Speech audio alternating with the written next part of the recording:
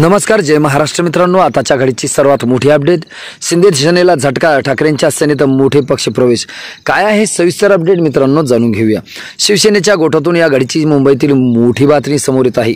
उद्धव ठाकरेंची शिवसेना आणि एकनाथ शिंदेची शिवसेना या बाबतीतली सर्वात मोठी घडामोड। इकडे भाजपच्या गोठात देखील सर्वात मोठी अस्वस्थता मित्रांनो। राज्याच्या राजकारणामध्ये ऐतिहासिक घडामोडी घडताना दिसत आहे आणि उद्धव ठाकरे मात्र कोणालाही घाबरायला तयार नाही आणि उद्धव ठाकरेंच्या शिवसेनेचा शानदार विजय आपल्याला या ठिकाणी पाहायला मिळतोय मित्रांनो। सविस्तर अवघ्या पुढच्या 2 मिनिटांमध्ये जाणून घेऊया महाराष्ट्राच्या राजकारणातील या घडीची आजची सर्वात मोठी ऐतिहासिक घडामोड। महाराष्ट्रात गेल्या वेगळा संदेश शिवसैनिकांसाठी नक्कीच जल्लोषाची आनंदाची बातमी।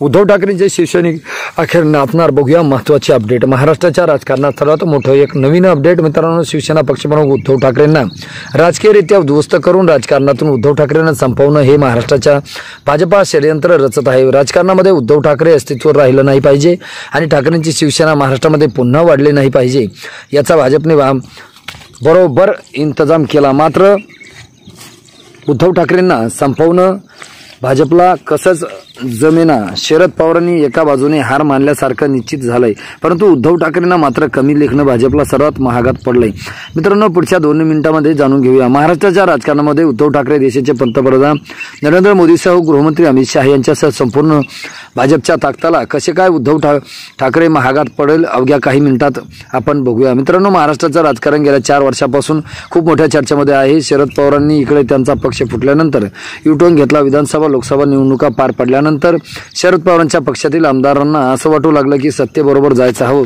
शरद पवारांची आमदारांचा कानोसा घेतला आणि शरद पवारांच्या संपूर्ण गटाला सत्तेचे वेध लागले आणि पुढील काही दिवसांमध्ये महाराष्ट्रातल्या स्थानिक स्वराज्य संस्थांच्या निवडणुका होतील तेव्हा स्थानिक पातळीवरील कोणाशी युती करायला माझी काही हरकत नाही। म्हणजे शरद पवारांनी भाजपसोबत जुळून घेण्याचा प्रयत्न सुरू केलाय, अजित पवारांसोबत जुळून घेण्याचा प्रयत्न केलाय आणि एका बाजूने शरद पवारांनी हार मानल्यास चित्र महाराष्ट्रातून दिसू लागले।